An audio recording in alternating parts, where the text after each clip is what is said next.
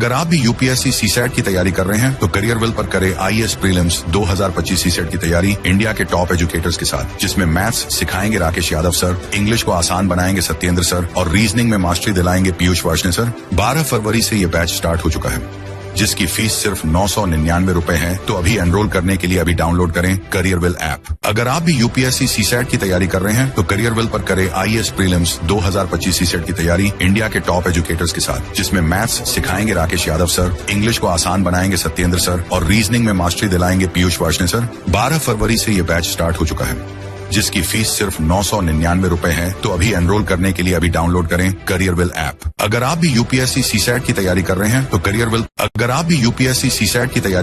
तो करियरविल पर करें आईएएस प्रीलिम्स 2025 सीसैट की तैयारी इंडिया के टॉप एजुकेटर्स के साथ, जिसमें मैथ्स सिखाएंगे राकेश यादव सर, इंग्लिश को आसान बनाएंगे सत्येंद्र सर और रीजनिंग में मास्टरी दिलाएंगे पीयूष वार्ष्णेय सर। 12 फरवरी से ये बैच स्टार्ट हो चुका है, जिसकी फीस सिर्फ 999 रुपए है। तो अभी एनरोल करने के लिए अभी डाउनलोड करें करियरविल ऐप।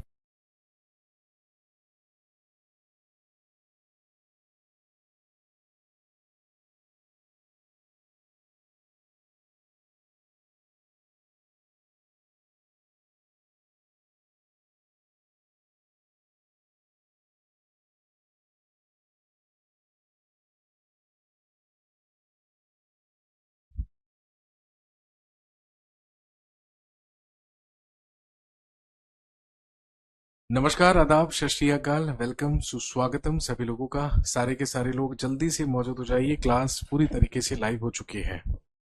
आप सभी लोगों का बहुत बहुत इस्तकबाल, स्वागत, अभिनंदन है।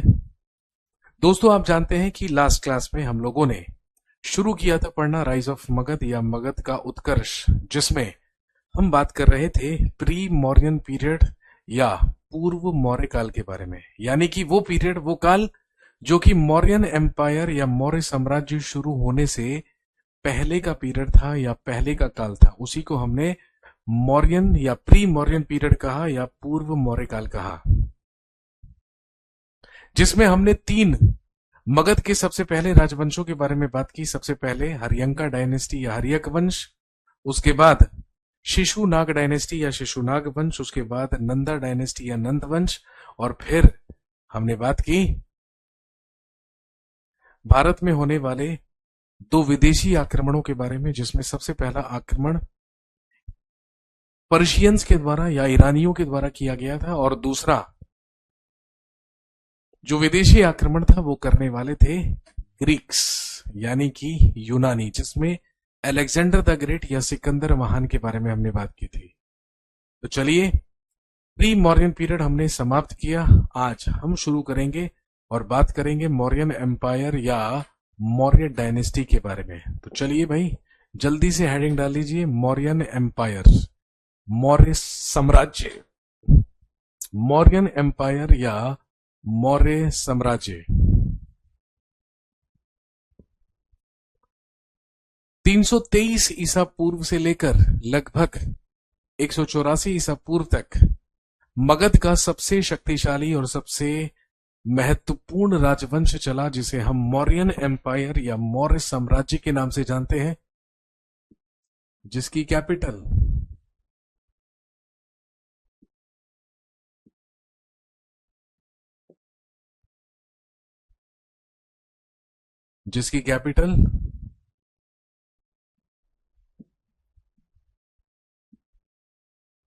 पाटलिपुत्र हुआ करते थे,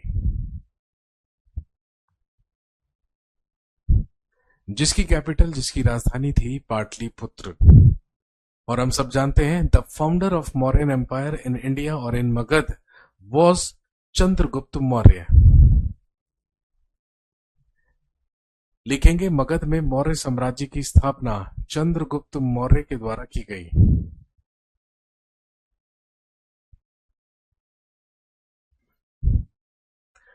ऐसे कई लिटरेरी और आर्कियोलॉजिकल सोर्सेज हैं जहां से हमें मौर्यन एम्पायर या मौर्य साम्राज्य के बारे में जानकारी मिली। अगर हम साहित्यिक स्रोतों की बात करें, अगर हम लिटरेरी सोर्सेज की बात करें, तो आप जानते हैं कि मौर्य साम्राज्य के बारे में जानकारी का सबसे इंपॉर्टेंट लिटरेरी सोर्स अर्थशास्त्र है। और आप जानते हैं कि अर्थशास्त्र की रचना चाणक्य कौटिल्य या विष्णुगुप्त के द्वारा की गई थी, जो कि एक राजनैतिक विषय पर आधारित पुस्तक है। इसका नाम अर्थशास्त्र है, लेकिन इसका विषय पूरी तरीके से पॉलिटिकल या पूरी तरीके से राजनैतिक है। एक राजनैतिक विषय पर ही आधारित है अर्थशास्त्र, जिसकी रचना चाणक्य ने की। इसके अलावा मेगास्थनीज के द्वारा रचित इंडिका नामक पुस्तक भी हमें मौर्य साम्राज्य के बारे में जानकारी देती है।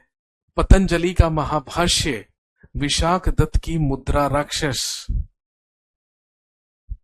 भद्रबाहु का कल्पसूत्र, ये वो कुछ इंपॉर्टेंट लिटरेरी सोर्सेज हैं, साहित्यिक सोर्स हैं, जो हमें जानकारी देते हैं मौर्यन एम्पायर के बारे में। और इन्हीं से हमें जानकारी मिलती है कि मौर्य साम्राज्य की स्थापना चंद्रगुप्त मौर्य के द्वारा ईसा के जन्म से लगभग 323 वर्ष पहले की गई थी। और मैंने लास्ट क्लास में भी आपको बताया, ही किल्ड धनानंद और Ghanananda with the help of Chanakya and he became the ruler of Magadh at the age of 25 years. इसने अपने गुरु चाणक्य की मदद से ही नंद वंश के अंतिम शासक घनानंद की हत्या की थी, और घनानंद की ही हत्या करने के बाद ही became the ruler of Magadh, ये मगध का शासक बना मात्र 25 वर्ष की आयु में। और दोस्तों ध्यान रखेंगे, विलियम जोन्स के द्वारा चंद्रगुप्त मौर्य की ही पहचान सेंड्रोकोट्स के रूप में भी की गई है। यानी कि चंद्रगुप्त मौर्य का ग्रीक नेम या यूनानी नाम, जो यूनानी लेखकों ने इसे दिया है, वो है सेंड्रोकोट्स। इसे सेंड्रोकोट्स भी कहा जाता है।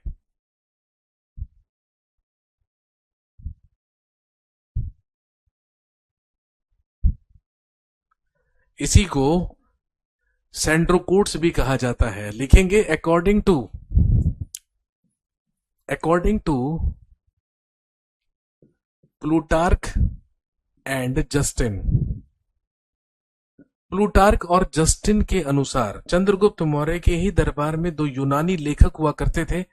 एक का नाम प्लूटार्क था और एक का नाम जस्टिन इसका बेटा भी था। ये चंद्रगुप्त मौर्य का पुत्र था।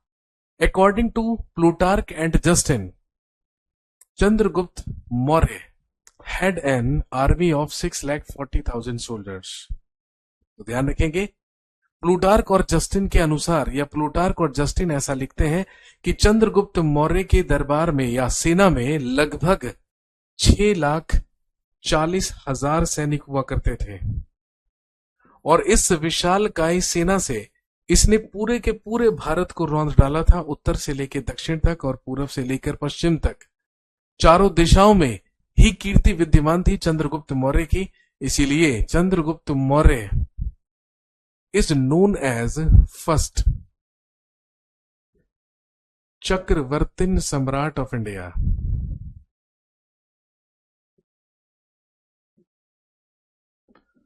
जो शासक स्थायी सेना रखा करते थे, जिनके पास स्टैंडिंग आर्मी या परमानेंट आर्मी हुआ करती थी, उन्हीं को सम्राट कहा जाता था। लेकिन जिन सम्राटों की यश और कीर्ति चारों दिशाओं में विद्यमान थी, वो कहलाते थे चक्रवर्तीन सम्राट। तो ध्यान रखेंगे, चंद्रगुप्त मौर्य भारत के इतिहास का सबसे पहला चक्रवर्तीन सम्राट कहलाता है। He is considered as first chakravartin samrat of Indian history. इसे भारतीय इतिहास का सबसे पहला चक्रवर्तीन सम्राट माना जाता है।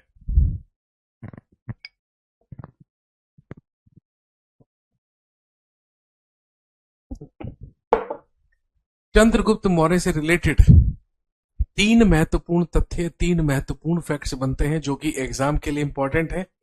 सबसे पहला, in his ruling period he built Sudarshan lake on Girnar हिल।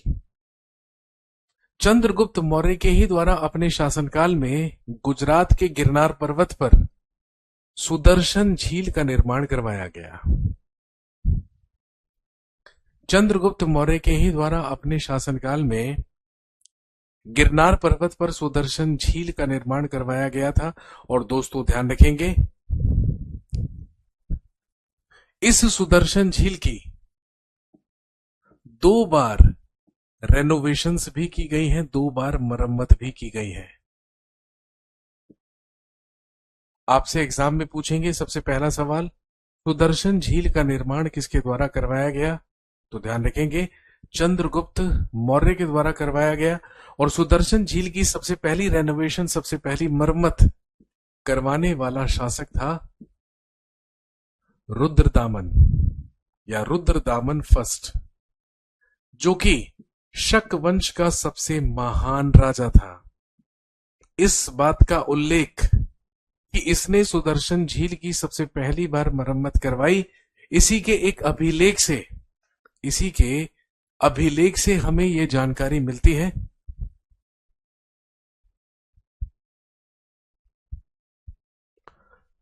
और वो अभिलेख कौन सा है? वो कहलाता है जूनागढ़ अभिलेख या जूनागढ़ इंस्क्रिप्शन। जूनागढ़ इंस्क्रिप्शन या जूनागढ़ अभिलेख से ही हमें जानकारी मिलती है कि चंद्रगुप्त मौर्य द्वारा निर्मित सुदर्शन झील की सबसे पहली बार मरम्मत रुद्रदामन प्रथम के द्वारा करवाई गई थी, जो कि शक वंश का सबसे महान राजा था। और जूनागढ़ अभिलेख is considered as first and the longest inscription of Sanskrit। Junagadh inscription या जूनागढ़ अभिलेख, जूनागढ़ इंस्क्रिप्शन या जूनागढ़ अभिलेख को ही संस्कृत भाषा का पहला और सबसे लंबा अभिलेख माना जाता है, जहां से हमें रुद्रदामन के बारे में जानकारी मिली है कि उसी ने सुदर्शन झील की पहली बार मरम्मत करवाई थी। और ध्यान रखेंगे, दूसरी बार मरम्मत करवाने वाला था गुप्त वंश का अंतिम महान शासक, जिसका नाम था स्कंदगुप्त। और इसने भी अपने नाम का उल्लेख जूनागढ़ अभिलेख में करवाया था।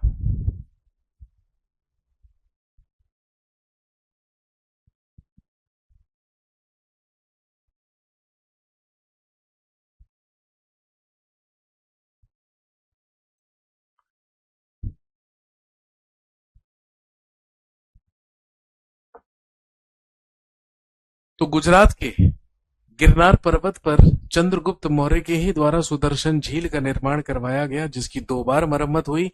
एक बार मरम्मत करवाने वाला शासक शक वंश का सबसे महान राजा रुद्रदामन प्रथम था, जिसकी जानकारी हमें उसके एक अभिलेख से चलती है, जो कि संस्कृत का भारत में पहला और सबसे लंबा अभिलेख कहलाता है, जो कहलाता है जूनागढ़ इंस्क्रिप्शन या जूनागढ़ अभिलेख।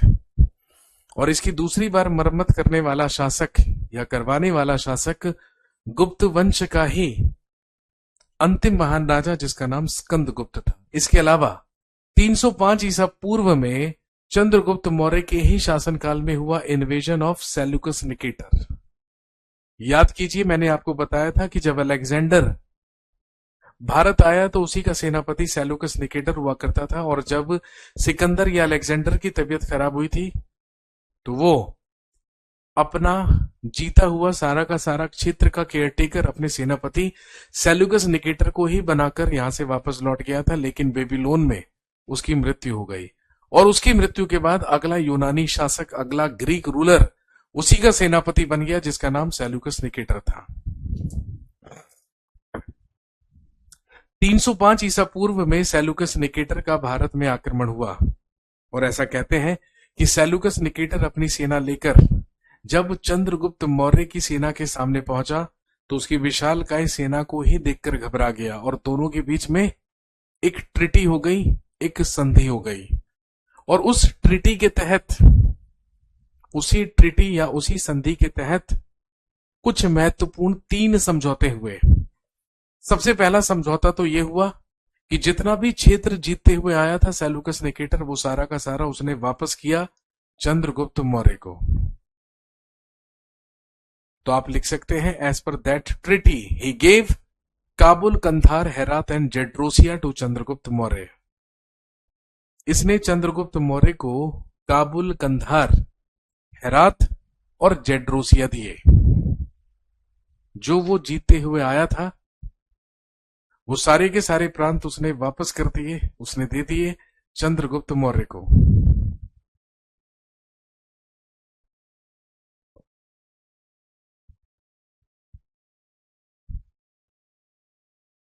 क्लियर हो गई बात? इसके अलावा सेल्यूकस निकेटर की ही पुत्री हुआ करती थी जिसका नाम था हेलेना। उस हेलेना का विवाह चंद्रगुप्त मौर्य के साथ कर दिया गया। और ध्यान रखेंगे, चंद्रगुप्त मौर्य और हेलेना का ही पुत्र हुआ जस्टिन। और तीसरा समझौता यह हुआ कि सेल्यूकस निकेटर का ही राजदूत अम्बेसडर हुआ करता था Megasthenes. He was sent in the court of Chandragupta Maurya. उसे चंद्रगुप्त मौर्य के दरबार में भेज दिया गया। He was sent to the court of Chandragupta Maurya. उसे चंद्रगुप्त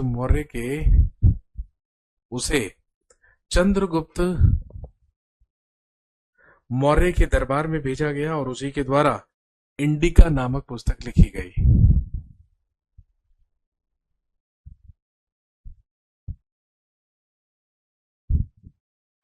तो सबसे पहला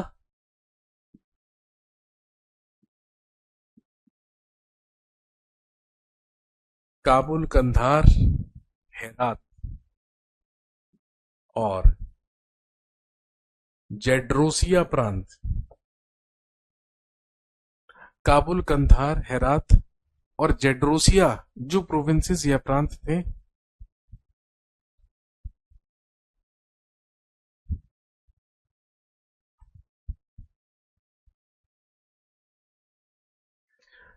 इसने चंद्रगुप्त मौर्य को दिए। सेल्यूकस निकेटर की पुत्री हेलेना से विवाह किया चंद्रगुप्त मौर्य ने।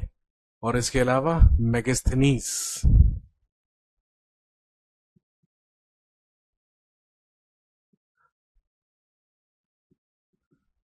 मेगस्थनीस को चंद्रगुप्त मौर्य के दरबार में भेजा गया, जो कि यूनानी राजदूत था।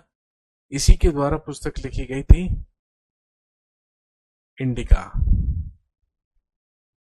इसी के द्वारा इंडिका नामक पुस्तक की रचना की गई थी। सर ये तो अफगानिस्तान में है ना? हाँ मेरे भाई, उस समय अफगानिस्तान भी तो इंडिया का ही पार्ट था ना। हम प्राचीन काल पढ़ रहे हैं। ये संधि करके सेल्यूकस निकेटर हमेशा के लिए यहां से वापस लौट गया। और जब वो वापस लौटा, तो ध्यान रखेंगे, इन रिटर्न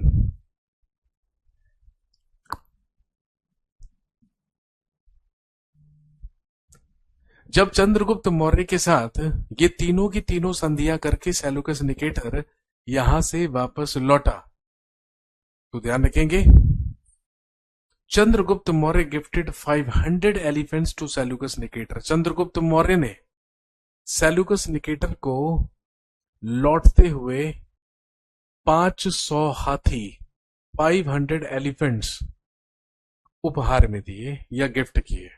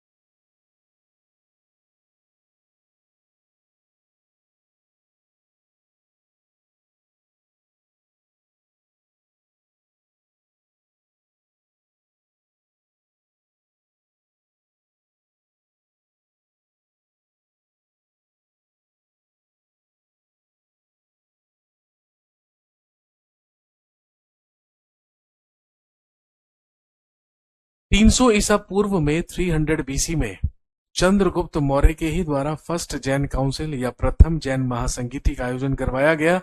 और आप जानते हैं इसका आयोजन पाटलिपुत्र में करवाया गया था और इसी में जैनिज्म या जैन धर्म दो समुदायों में विभाजित हुआ था, एक कहलाए श्वेतांबर जैन और एक कहलाए दिगंबर जैन। और याद कीजिए जैनिज्म वाली क्लास मैंने आपको बताया था दिगंबरों के संस्थापक हुए भद्रबाहु, और क्योंकि चंद्रगुप्त मौर्य खुद भी भद्रबाहु का ही अनुयायी या शिष्य हुआ करता था, इसीलिए भद्रबाहु के साथ चंद्रगुप्त मौर्य भी कहां पर चला गया, कर्नाटक के श्रवण बेलगोला नामक स्थान पर चला गया।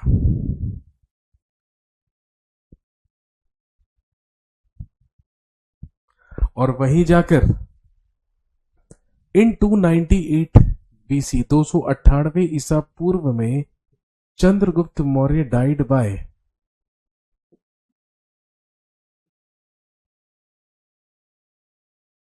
सल्लेखना और संथारा। सल्लेखन या संथारा करने के कारण चंद्रगुप्त मौर्य की मृत्यु हुई।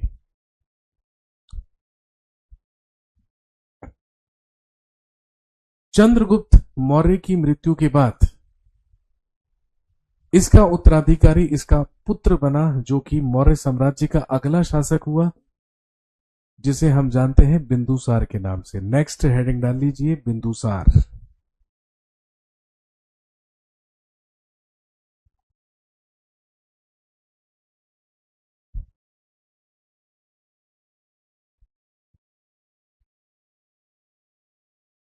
मगध में मौर्य वंश का अगला शासक बना बिंदुसार।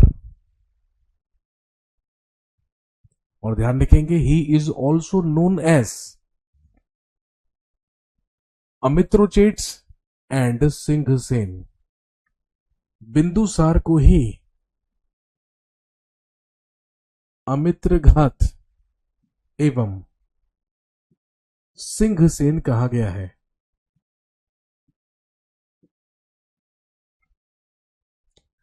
जिस तरीके से चंद्रगुप्त मौर्य की पहचान सैंडोकोट्स के रूप में की गई है, ऐसे ही बिंदुसार का यूनानी नाम अमित्रोचेट्स है, इसे अमित्रोचेट्स भी कहा जाता है। सर मीनिंग ऑफ सल्लेखना,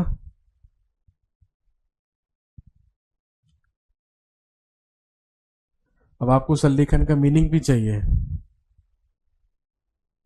ये लो भाई।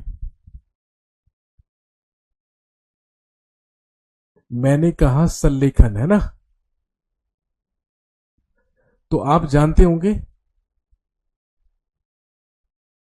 क्या नाम है आपका, अनुश्री। देखो सल्लेखन जो शब्द है वो दो शब्दों से मिलकर बना है, सत जमा लेखन।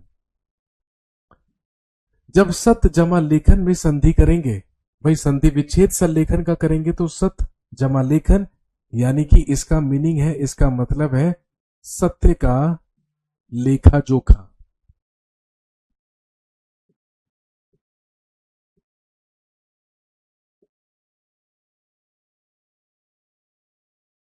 सल्लेखन सत्य का लेखा जोखा, ये तो इसका मीनिंग है जो आपने मेरे से पूछा है ना। लेकिन इसका मतलब क्या है, जैन मान्यताओं के अनुसार जो जैन भिक्षुक उपवास रखकर और मौन व्रत धारण करके मृत्यु को प्राप्त कर लेते हैं या मृत्यु को प्राप्त हो जाते हैं, भाई जो जैन भिक्षुक होते हैं ना, वो अपने जीवन के अंतिम समय में खाना पीना बिल्कुल छोड़ देते हैं, मौन व्रत धारण कर लेते हैं, कुछ नहीं बोलते, किसी से कोई बात नहीं करते हैं, भूखे प्यासे रहकर धीरे धीरे, है ना, धीरे धीरे कमजोर होते हैं और एक समय के बाद उनकी मृत्यु हो जाती है। दैट इज सल्लेखन, उसे सल्लेखन कहते हैं, इसे संथारा भी कहा जाता है।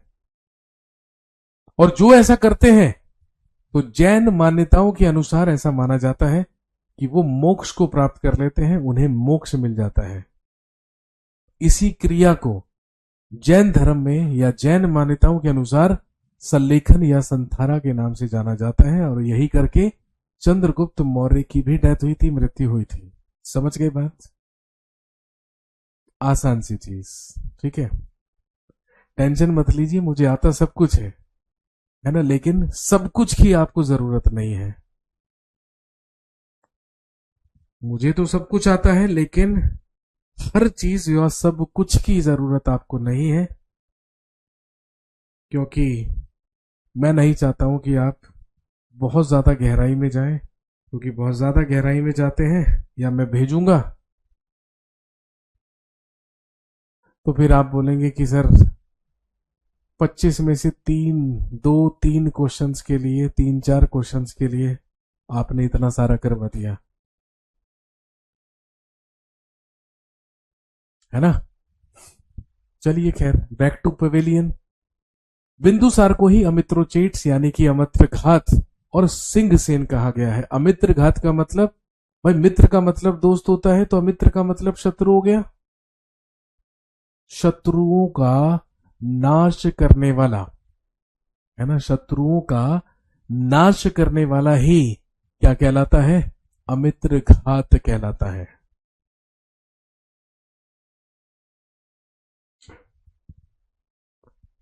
इसके अलावा जैन मान्यताओं के अनुसार और जैन ग्रंथों के ही अनुसार हमें ज्यादातर जानकारी बिंदुसार के बारे में मिली है, और बिंदुसार के बारे में हमें यह जानकारी मिली है, ही हैड 16 वाइफ्स, इसकी 16 पत्नियां थी, और 16 पत्नियों में इसकी सबसे प्रिय और सबसे प्रसिद्ध पत्नी थी धर्मा, या जो सुभद्रांगी भी कहलाती है, क्योंकि उसी से जन्म हुआ था सम्राट अशोक का। जैन मान्यताओं के अनुसार माना जाता है कि बिंदुसार हैड 101 सन्स, इसके 101 पुत्र थे, जिसमें सबसे बड़ा पुत्र सुसीम था और फिर दूसरे नंबर पर था अशोक। और बिंदुसार तो अपने सबसे बड़े पुत्र सुसीम को ही अपना उत्तराधिकारी बनाना चाहता था, क्योंकि बिंदुसार के शासनकाल में इसका बड़ा पुत्र Susima was governor of Takshashila, क्योंकि मौर्य साम्राज्य की नॉर्थ वेस्टर्न कैपिटल तक्षशिला हुआ करती थी, एंड अशोका was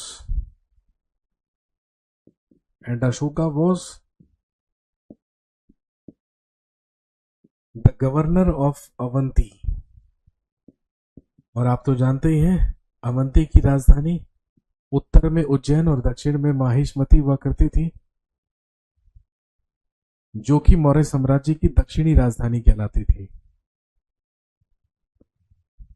बिंदुसार के शासनकाल में ही तक्षशिला में एक विद्रोह हुआ, और इस तक्षशिला के विद्रोह को नियंत्रित करने के लिए पहले सुसीम को भेजा गया, लेकिन सुसीम के द्वारा उस विद्रोह को नियंत्रित नहीं किया जा सका, तो फिर अशोक को भेजकर तक्षशिला का विद्रोह नियंत्रित करवाया गया बिंदुसार के द्वारा।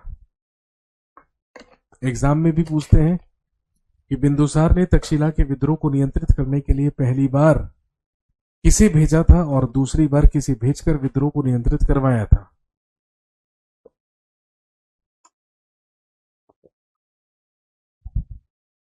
तो आप ध्यान रखेंगे,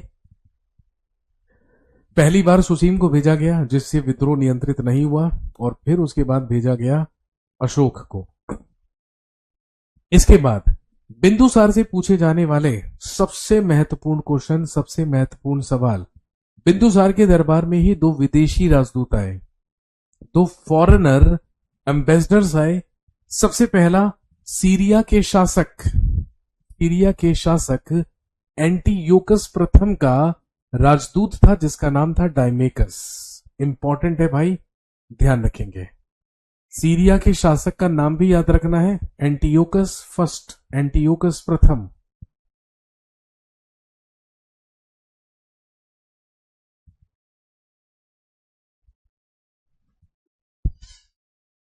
और एम्बेसडर या राजदूत का नाम था डायमेकस। और ध्यान रखेंगे, इसी सीरिया के राजदूत डायमेकस से बिंदुसार के द्वारा 3 चीजों की मांग की गई थी। इसने 3 चीजें मांगी थी, एक मीठी मदिरा, दूसरा सूखी अंजीर और तीसरा एक दार्शनिक। सीरिया के शासक के द्वारा मीठी मदिरा और सूखी अंजीर तो दे दी गई, लेकिन दार्शनिक को देने से मना कर दिया गया, ये कहकर कि हम दार्शनिकों का व्यापार नहीं करते हैं।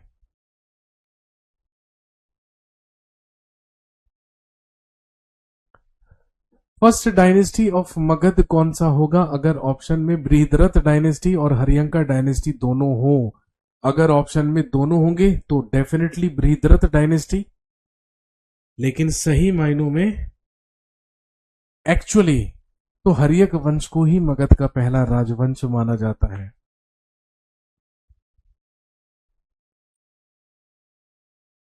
हाँ, दोनों ऑप्शन में है, आपने अपने मन से सवाल बना लिया है तो डेफिनेटली आप बृहद्रथ डायनेस्टी आंसर करेंगे, लेकिन ऐसा आमतौर पे होता नहीं है।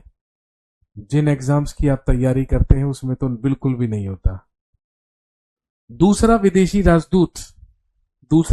राजदूत जो बिंदुसार के दरबार में आया वो इजिप्ट या मिस्र के शासक फिलाडेल्फस टॉलमी सेकंड का राजदूत था, जिसका नाम डायोनिसस था। तो दो नाम याद रखने हैं, डायमेस्कस, पहला डायमेकस जो कि सीरिया से आया था और दूसरा डायोनिसस जो कि इजिप्ट या मिस्र से आया था।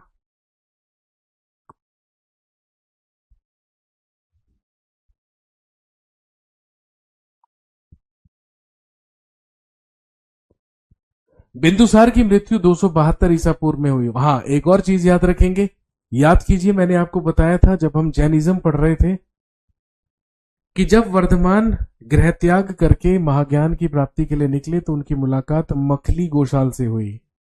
मखली गोशाल वर्धमान के साथ लगभग 6 वर्षों तक रहा, लेकिन उसके बाद उसने जाकर एक नए धर्म की स्थापना की जो कि एक भाग्यवादी धर्म था, जिसे आजीविका सेक्ट या आजीवक संप्रदाय कहा जाता था। तो ध्यान रखेंगे, Bindusara was the follower of Ajivika sect या ये आजीवक संप्रदाय का अनुयायी था, जो कि एक भाग्यवादी धर्म माना जाता है।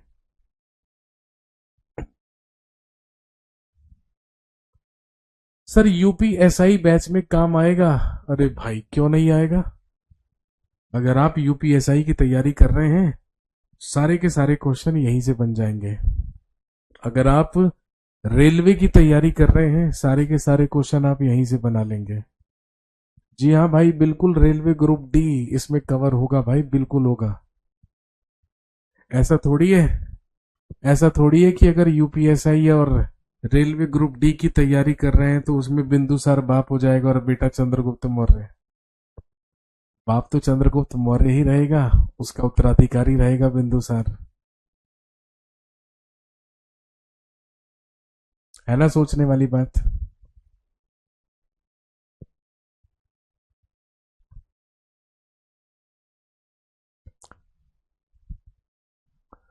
दो सौ बहत्तर ईसा पूर्व में बिंदुसार की मृत्यु हुई और बिंदुसार के मरने के बाद मगध के सिंहासन को प्राप्त करने के लिए एक गृह युद्ध शुरू हुआ जो कि लगभग 300 साल तक चला।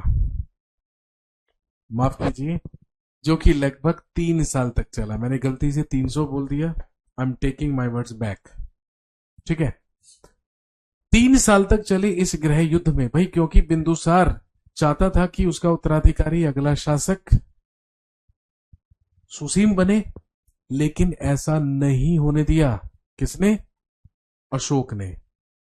3 साल तक चले इस गृह युद्ध में Ashoka killed his 99 brothers with an average of 33 brothers per year। 3 साल तक चले इस गृह युद्ध में अशोक ने अपने 99 भाइयों की हत्या करवाई और अपने 99 भाइयों की हत्या करवाकर ही मगध के सिंहासन पर शासक बनकर बैठा अशोका द ग्रेट, अशोक महान। चलो भाई हेडिंग डाल लीजिए नेक्स्ट, अशोका या अशोक।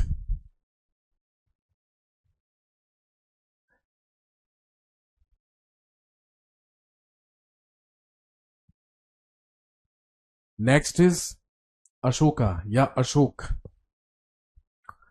269 बीसी से लेकर 232 बीसी तक शासनकाल रहा अशोक का। और आप जानते हैं कि भारत के इतिहास का सबसे महान शासक सम्राट अशोक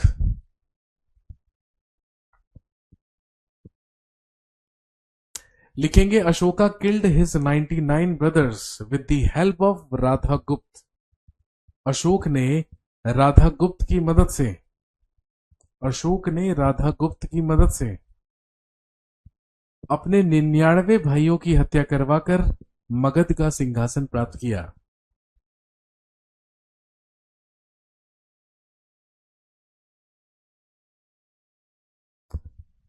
इसने राधा गुप्त की मदद से अपने 99 भाइयों की हत्या करवाकर मगध का सिंहासन प्राप्त किया। और ध्यान रखेंगे, भारत के इतिहास में सबसे पहले अभिलेख लिखवाने की प्रथा शुरू करने वाला सम्राट अशोक ही था। भारत में सबसे पुराने अभिलेख अशोक के ही अभिलेख कहलाते हैं।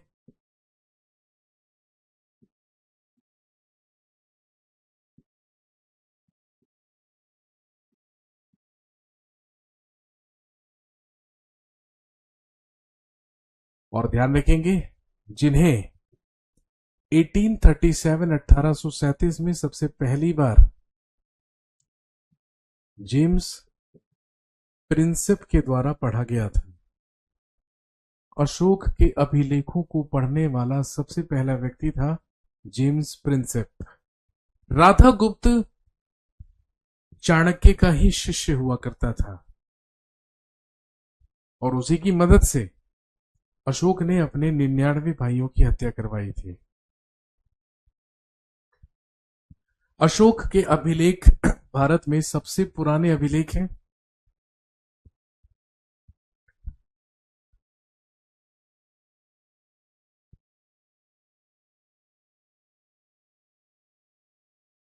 अशोक के अभिलेख भारत में सबसे पुराने अभिलेख कहलाते हैं, जिन्हें 1837 में सबसे पहले जेम्स प्रिंसेप के द्वारा ही पढ़ा गया था।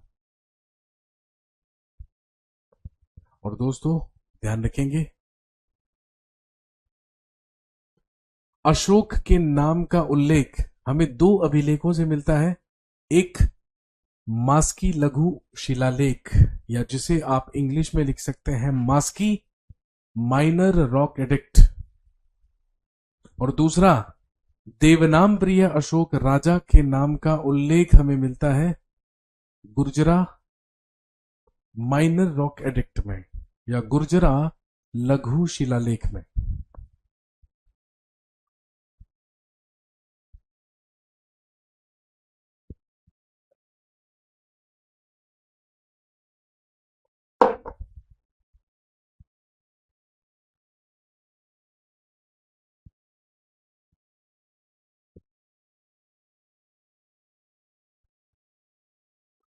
इन दोनों अभिलेखों से ही हमें अशोक के नाम के बारे में जानकारी मिलती है।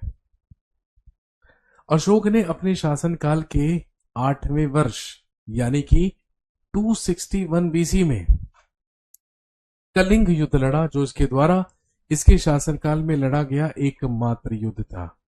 और दोस्तों ध्यान रखेंगे, जहां पर आज ओडिशा है वहीं पर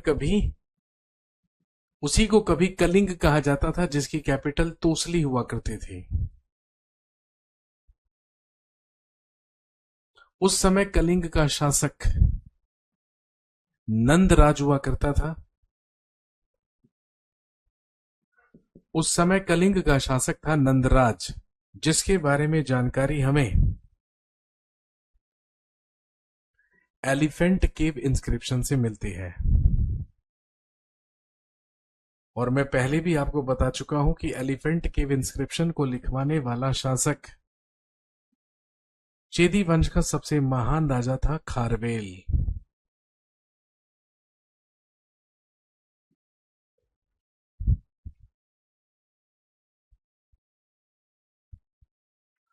एलिफेंट केव इंस्क्रिप्शन जो कि खारवेल के द्वारा लिखवाया गया, और जहां से हमें ये जानकारी मिली कि जब कलिंग युद्ध हुआ था तो उस समय वहां का शासक नंदराज हुआ करता था।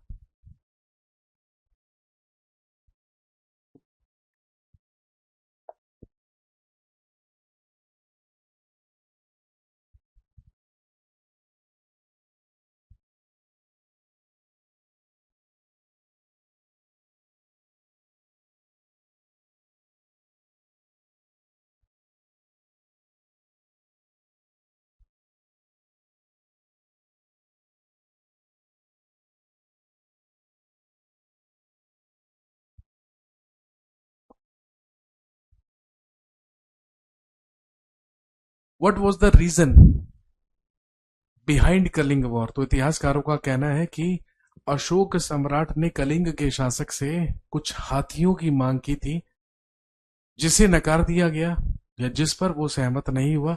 इसीलिए अशोका अटैक्ड कलिंग, अशोक के द्वारा कलिंग पर आक्रमण कर दिया गया। ऐसा कहा जाता है कि कलिंग युद्ध में लगभग 1 लाख लोग मारे गए और लगभग 1.5 लाख लोगों को बंदी बना लिया गया। इतना ज्यादा खून खराबा हुआ कि इससे मन विचलित हुआ अशोक का, और कलिंग युद्ध के बाद अशोका एडॉप्टेड बुद्धिज्म, अशोक ने बौद्ध धर्म अपना लिया, और बौद्ध धर्म अपनाकर उपगुप्त के द्वारा इसने बौद्ध शिक्षाएं प्राप्त की और यह निकल पड़ा धर्म के मार्ग पर। और इसने कसम खाई कि अब ये जीवन में कभी भी शस्त्र नहीं उठाएगा। इसीलिए अशोक के शासनकाल में लड़ा गया केवल एकमात्र युद्ध है कलिंग वॉर या कलिंग युद्ध। इसके बाद ये पूरी तरीके से धर्म के मार्ग पर निकल पड़ा। और ध्यान रखेंगे, अपने शासनकाल के 10वें वर्ष अशोक ने बोध गया की यात्रा की, क्योंकि यहीं पर गौतम बुद्ध को महाज्ञान की प्राप्ति हुई थी, उनका एनलाइटमेंट हुआ था। और शासनकाल के 20वें वर्ष ये लुम्बिनी नामक स्थान पर गया, जो कि गौतम बुद्ध की जन्मस्थली मानी जाती है, जिसका सोर्स है इंस्क्रिप्शन ऑफ अशोका या अशोक के अभिलेख, जो कहलाता है रोमनदेई इंस्क्रिप्शन या रोमनदेई अभिलेख। रोमनदेई अभिलेख से ही हमें जानकारी मिली है कि गौतम बुद्ध का जन्म नेपाल के कपिलवस्तु के लुम्बिनी नामक ग्राम में हुआ था। और जब अशोक ने शासनकाल के 20वें वर्ष लुम्बिनी की यात्रा की थी, तो उसने लुम्बिनी को कर मुक्त कर दिया था, टैक्स फ्री कर दिया था।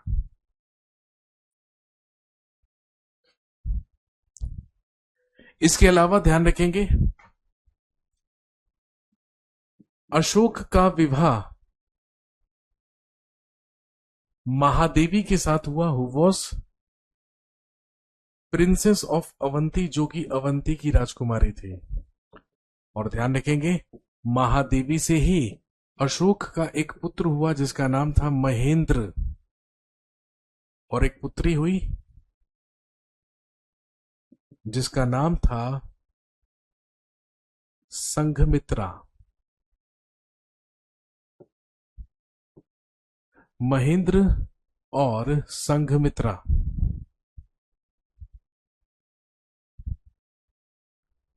दोनों के नाम आपको याद रखने हैं, क्योंकि अशोक ने इन्हीं दोनों को बौद्ध धर्म का प्रचार करने के लिए श्रीलंका भेजा था। आप लिख सकते हैं, Ashoka sent both of them, Ashoka sent both of them to spread Buddhism in Sri Lanka.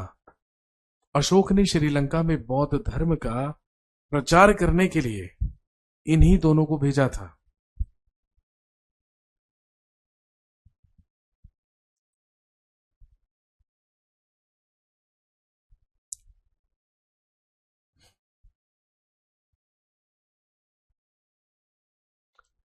Ashoka ने एक और विवाह कलिंग युद्ध के बाद किया, कारुवाकी से।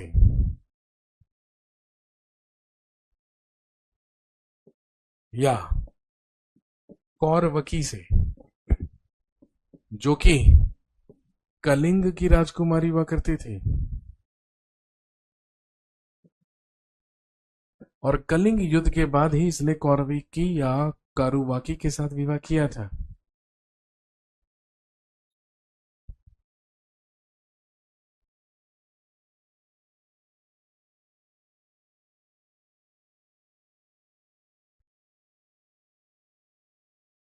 इसके बाद इंस्क्रिप्शंस ऑफ अशोका। इसके अलावा भी अशोक से संबंधित कुछ महत्वपूर्ण बातें हैं, जैसे अशोक के द्वारा भारत के 2 प्रसिद्ध स्तूप, सांची स्तूप और धमेक स्तूप का निर्माण करवाया गया था। सांची का स्तूप मध्य प्रदेश में है और धमेक स्तूप वाराणसी के समीप सारनाथ नामक स्थान पर। इसके अलावा अशोक ने ही श्रीनगर नामक शहर की स्थापना की थी। और ध्यान रखेंगे, भारत के इतिहास में पशु बलि को प्रतिबंधित करने वाला यह सबसे पहला शासक था, और इसी ने भारत में सबसे पहले नेशनल पार्क्स या राष्ट्रीय उद्यानों का भी निर्माण करवाया था। अशोक के अभिलेखों को हम 3 कैटेगरीज में क्या करते हैं, डिवाइड करते हैं। एक कहलाते हैं रॉक एडिक्ट्स यानी कि शिलालेख, एक कहलाते हैं पिलर एडिक्ट्स यानी कि स्तंभ लेख, और एक कहलाते हैं केव इंस्क्रिप्शंस या गुफा अभिलेख। और दोस्तों ध्यान रखेंगे, अशोक का जो सबसे पहला शिलालेख है उसी में प्रोहिबिशन ऑफ एनिमल सेक्रीफाइस या पशु बलि पर प्रतिबंध का उल्लेख हमें मिलता है। और सबसे महत्वपूर्ण है 13th, जिसमें हमें कलिंग युद्ध या कलिंग वॉर का वर्णन मिलता है। वैसे तो शिलालेखों की संख्या 14 है, ऑब्वियसली सारे के सारे तो याद आपको नहीं करने हैं। अगर हम रॉक एडिक्ट्स की बात करें तो इसकी भी दो कैटेगरीज हैं, एक मेजर रॉक एडिक्ट्स कहलाते हैं और एक माइनर रॉक एडिक्ट्स, यानी कि दीर्घ शिलालेख और लघु शिलालेख। बिल्कुल वैसे ही जो स्तंभ लेख हैं वो भी मेजर पिलर एडिक्ट्स और माइनर पिलर एडिक्ट्स में क्या है, डिवाइडेड। अशोक के बाद उसका पुत्र कुणाल उसका उत्तराधिकारी बना, और कुणाल के बाद उसका पौत्र यानी कि उसका पोता दशरथ अगला शासक बना। लेकिन आपको नाम याद रखना है, the last ruler of Mauryan empire या मौर्य डायनेस्टी वॉज बृहद्रथ। मौर्य वंश का अंतिम शासक या लास्ट रूलर बृहद्रथ हुआ। इसी बृहद्रथ का एक सेनापति हुआ करता था जो कि एक ब्राह्मण था, जिसका नाम था पुष्यमित्र शुंग। उसी पुष्यमित्र शुंग के द्वारा बृहद्रथ की हत्या करवाकर मगध में एक और राजवंश की स्थापना की गई जो कि पुष्यमित्र शुंग ने की, जिसे भारत का सबसे पहला ब्राह्मण वंश कहा जाता है, and that is known as Shunga dynasty या शुंग वंश।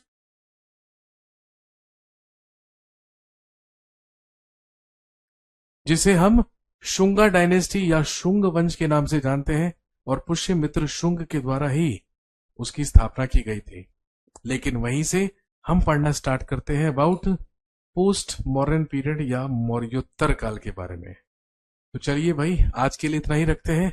अगली क्लास में जब आपसे मुलाकात होगी तो हम बात करेंगे अबाउट पोस्ट मॉडर्न पीरियड या मौर्योत्तर काल के बारे में, और जानेंगे पोस्ट मॉडर्न पीरियड के डायनेस्टीज और विदेशी आक्रमणों के बारे में। Thank you very much, have a nice day. शुक्रिया, धन्यवाद, जय हिंद।